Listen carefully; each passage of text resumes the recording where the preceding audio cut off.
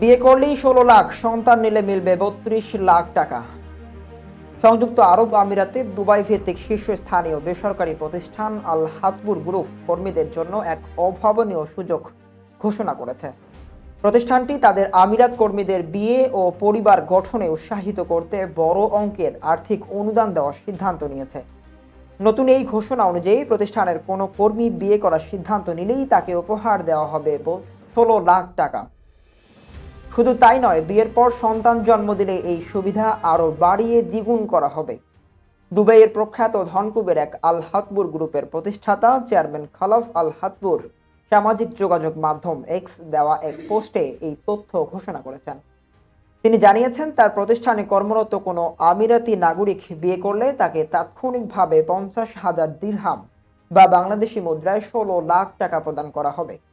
এছাড়াও বিয়ের ২ বছরের মধ্যেই ওই দাম্পতির ঘরে নতুন অতিথি বা সন্তান আসলে অনুদানের পরিমাণ বেড়ে দ্বিগুণ হবে, যা বাংলাদেশি মুদ্রায় প্রায় ৩২ লাখ টাকা সমান।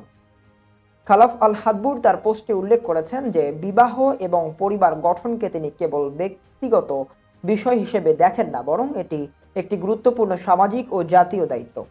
তিনি বিশ্বাস করেন, একটি শক্তিশালী জাতি এবং স্থিতিশীল সমাজ ব্যবস্থা গড়ে তুলতে পরিবারের ভূমিকা অপরিসীম।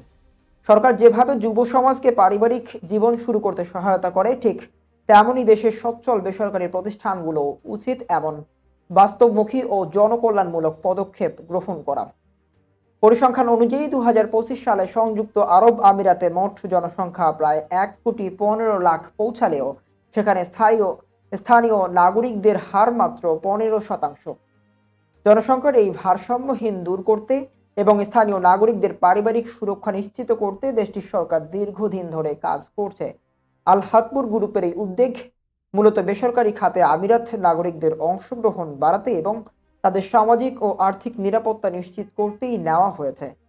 আশা করা হচ্ছে এই ঘোষণা সরকারি প্রচেষ্টাকে আরও বেগবান করবে এবং তরুণদের মধ্যে ইতিবাচক সাড়া ফেলবে।